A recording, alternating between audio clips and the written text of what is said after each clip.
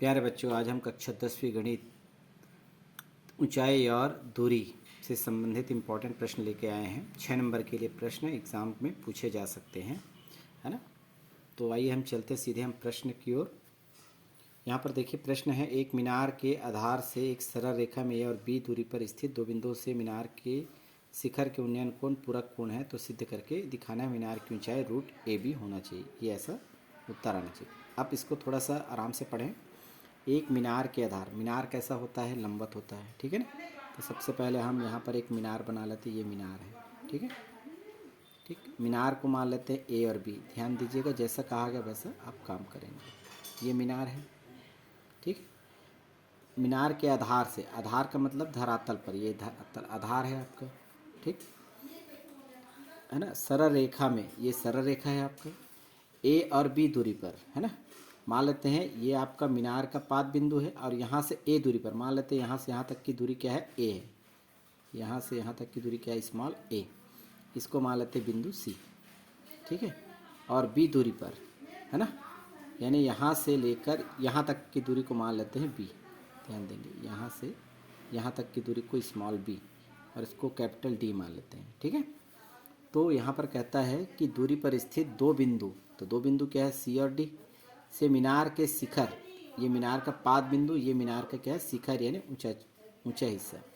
शिखर के उन्नयन कोण, है ना।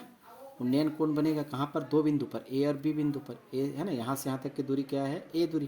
तो यहाँ पर भी उन्नयन कोण बनेगा, यहाँ पर भी। तो इसको हम खींचेंगे इस तरह से यहाँ तक, और ये यहाँ पर, ठीक है।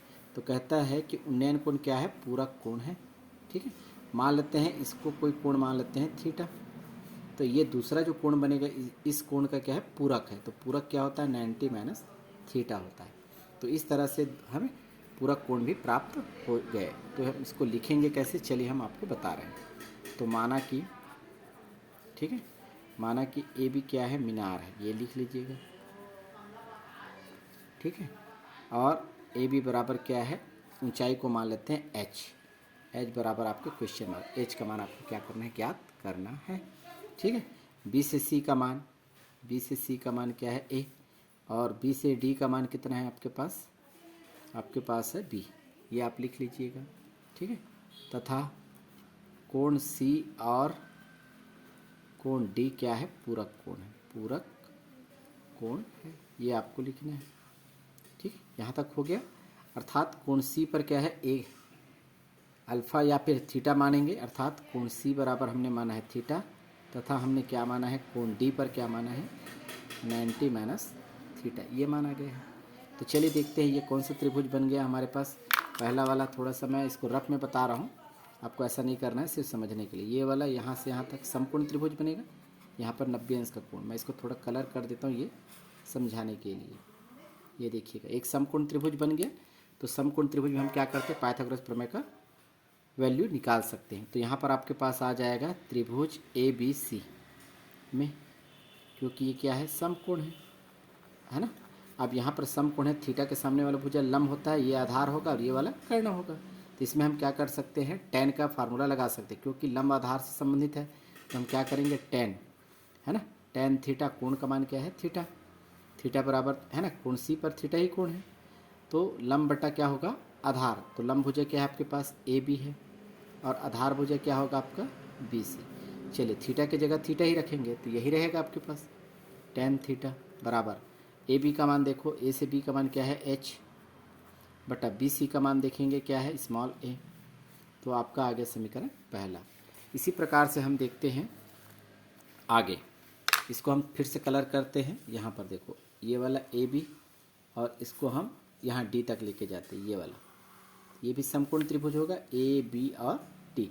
यहाँ पर 90 अंश का कोण बनेगा, और यहाँ पर कोण क्या है? 90 माइनस थीटा है। तो इसे हम लिखेंगे इसी प्रकार, कहाँ पर? त्रिभुज ए बी सी में।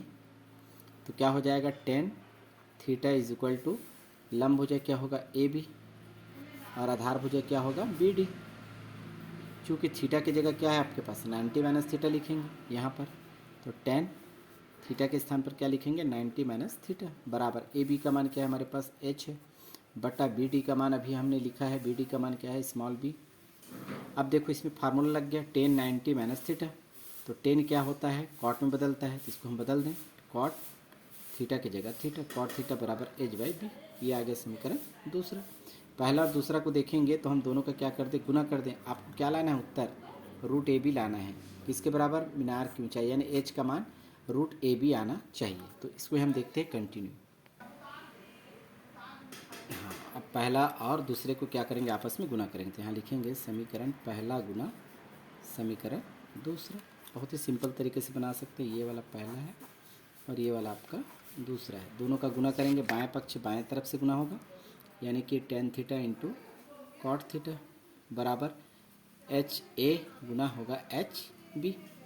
अब देखो टेन और कॉट थीटा है, किसी एक को बदलेंगे तो क्या होगा, है ना। टेन को बदलेंगे तो 1/, क्या होता है भाई आपके पास, कॉट थीटा होता है, और कॉट थीटा ऊपर में है आपके पास, बराबर एच का गुना करेंगे तो क्या होगा एच स्क्वायर बटा ए और बी का गुना करेंगे तो क्या होगा ए बी। तो कॉट थीटा नीचे और कॉट थीटा ऊपर कैंसिल हो गया। तो हमारे पास क्या बचा यहाँ पर, 1 बचेगा। 1 बराबर एच स्क्वायर बटा ए बी। एच स्क्वायर का गुना है ना, 1 को चाहे तो 1 भी लिख सकते हैं। एच स्क्वायर का गुना 1 से करेंगे तो क्या होगा, एच स्क्वायर होगा, बराबर ए बी का गुना ए से करेंगे, यानी त्रियक गुना कर रहे हैं ए बी। तो हम एच का मान ज्ञात करना है, यानी इस वर्ग का पक्षांतर करेंगे। तो यहाँ पर हमारे पास क्या होगा, एच बराबर वर्ग का पक्षांतर करेंगे तो होगा वर्गमूल ए बी। तो ये होगा आपका ऊंचाई का मान इतना होगा। यही आपको प्रूव करके दिखाना है। तो आप लिख सकते हैं इतिम सिद्ध। ये प्रूव हो गया राइट हैंड साइड। इस तरह से आप आसानी से इस सवाल को बना सकते। बहुत ही महत्वपूर्ण सवाल है ऊंचाई और दूरी से। यदि आपको वीडियो अच्छा लगे तो इसे आप सब्सक्राइब कर लें और अपने दोस्तों को भी शेयर करें, कमेंट जरूर करें। धन्यवाद।